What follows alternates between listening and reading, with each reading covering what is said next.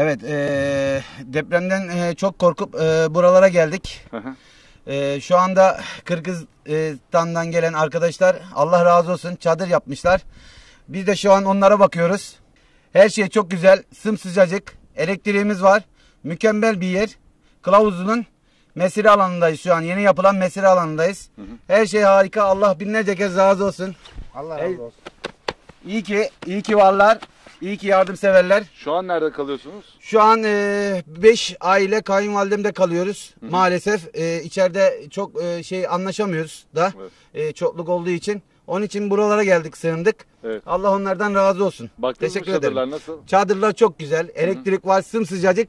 Ve içinde altında hiçbir şey yok. Ve sımsıcacık. İstediğin gibi otur, ferah içinde. Evet. Allah onlardan razı olsun. Buraya mı Teşekkür gelmeyi ederim. planlıyorsunuz?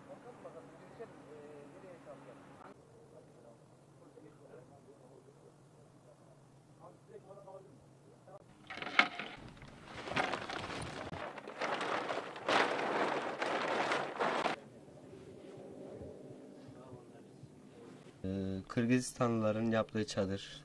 Buraya Orada geldiniz. geçiriyoruz. Evet, buraya geldik. Kaldınız mı peki? İlk defa mı kalacaksınız? İlk gecemiz olacak. İlk gece. Daha yeni geldik, evet. Nasıl buldunuz peki? Çok güzel bulduk. Büyük. Hani elektriği falan var. Ben öyle düşünmemiştim. Yani güzel duruyor büyük bir şekilde. İlk defa böyle bir yerde kalacağım. İlk defa gecemi geçireceğim. Öyle. Peki Sıcak herhalde. içerisi. Evet, içerisi de çok sıcak, yani içeride ısıtma olmadığı halde sıcak bir şey. Peki gıda ile ilgili yardım var mı? Evet, gıda ile ilgili de yardımlar da oluyor. Yemek yiyebiliyorsunuz burada. Evet, sıcak yemek aşağıda çadırda dağıtıyorlar, orada gidip yiyebiliyoruz. İlk defa biz geldik 2 aile olaraktan. Devamı da gelecek. Nasıl buldunuz peki?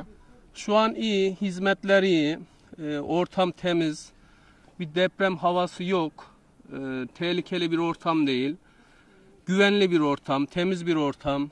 Çadırların içi Havasıyla. sıcak mı? Çadırlarımızın içi ısıcak, elektriklenme, aydınlatma çekiliyor şu anda. Evet. Bugün biter, o işlemler biter bugün. Peki yemek yiyebileceğiniz yer var mı? Tabii yemek yiyebileceğimiz Kızılay'ın çadırı var. Az önce yemeğimizi yedik. Çayımızı içtik. Sonra çadırımıza tekrardan geldik.